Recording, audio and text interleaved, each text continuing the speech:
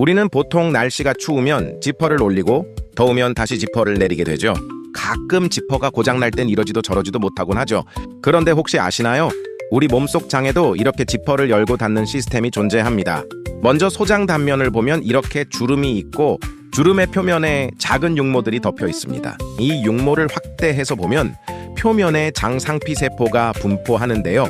세포와 세포끼리 밀착 연접으로 연결되어 있습니다. 이 영상에서는 이 밀착 연접을 지퍼라고 표현하도록 하겠습니다. 어디까지나 비유라고 생각하시면 됩니다. 이 지퍼를 열게 만드는 열쇠가 바로 조눌린이라는 물질입니다. 대체 우리 장은 언제, 왜 이 지퍼를 열까요?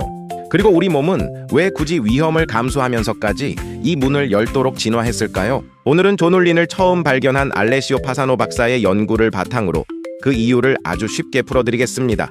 우리 몸이 스스로 장의 지퍼를 열 때가 있습니다. 목적은 크게 두 가지로 알려져 있습니다. 첫째, 수분을 흘려보내 씻어내기 위해서입니다. 장에 유해균이나 독소가 들어오면 조눌린이 지퍼를 열어 체내의 물이 장 안으로 새어 들어가게 만드는 것으로 알려져 있습니다. 물의 힘을 빌려 독소를 씻어내려는 반응인 셈이죠. 안 좋은 것이 장 속에 들어왔을 때 설사를 하게 되는 이유 중 하나이기도 합니다. 둘째, 이건 꼭 위급 상황이 아니어도 평소에 조금씩 일어나는 일인데요.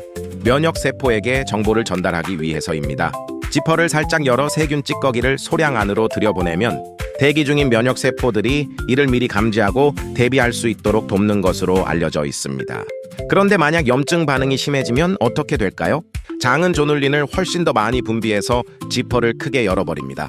더 많은 수분과 면역물질이 오갈 통로를 확보하려는 반응입니다. 문제는 진짜 세균 감염이 아닌데도 우리 몸이 비상 상황이다라고 인식해서 지퍼를 열어버릴 때가 있다는 겁니다. 크게 세 가지 경우로 알려져 있습니다.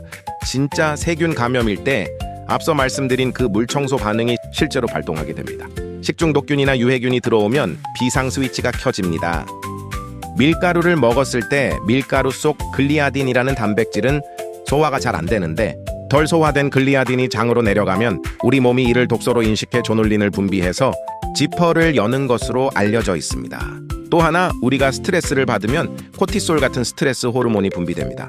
흥미롭게도 장세포가 이 스트레스 호르몬을 염증 신호와 비슷하게 받아들여 반응하는 것으로 알려져 있습니다.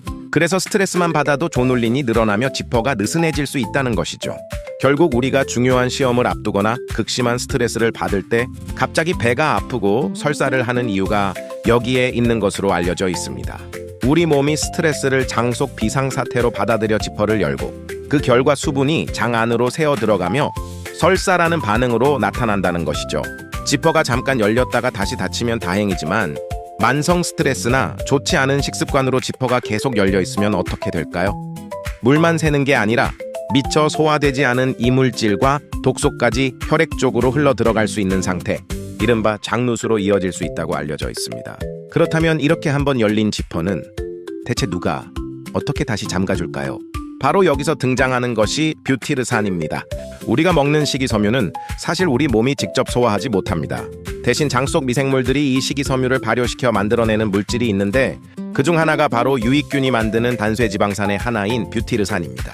뷰티르산은 장세포의 중요한 에너지원으로 쓰이는 동시에 조눌린이 연 자물쇠를 정반대로 돌리는 게 아니라 지퍼 이빨 자체를 새로 채워 넣는 방식으로 밀착 연접을 다시 단단하게 조여주는 역할을 하는 것으로 알려져 있습니다. 밀착 연접을 이루는 단백질들의 발현을 촉진해서 세포와 세포 사이의 틈을 다시 쫀쫀하게 메워주는 방식으로 작용한다고 보고되고 있습니다. 정리하면 이렇게 볼 수 있습니다. 독소가 들어오거나 염증이 발생하면 조눌린이 분비되어 지퍼가 열립니다. 식이섬유가 충분히 공급되어 뷰티르산이 잘 만들어지면 지퍼가 다시 쫀쫀하게 닫힙니다. 조눌린이 위협이 있을 때 여는 열쇠라면 뷰티르산은 지퍼를 정반대로 돌리는 게 아니라 새로 채워 넣는 관리자 같은 역할을 하는 셈입니다. 이 균형이 잘 유지되어야 장벽이 튼튼하게 관리될 수 있는 것으로 알려져 있습니다. 정리해보면 우리 장의 지퍼는 위협이 있을 때 조눌린에 의해 열리고 장내 미생물이 식이섬유를 발효해 만든 뷰티르산에 의해 다시 닫히는 순환 속에 있다고 볼 수 있습니다. 문제는 스트레스, 정제된 밀가루 위주의 식습관, 그리고 식이섬유 부족이 겹치면 지퍼가 열리는 빈도는 늘어나는데 정작 이를 다시 닫아줄 뷰티르산은 충분히 만들어지지 못하는 상황이 생길 수 있다는 점입니다. 결국 장 건강을 지키는 핵심은 이 지퍼의 균형, 즉 여는 힘과 닫는 힘의 균형을 맞춰주는 데 있다고 할 수 있겠습니다. 이 영상이 도움이 되셨다면 구독과 좋아요로 다음 영상도 함께 해주세요.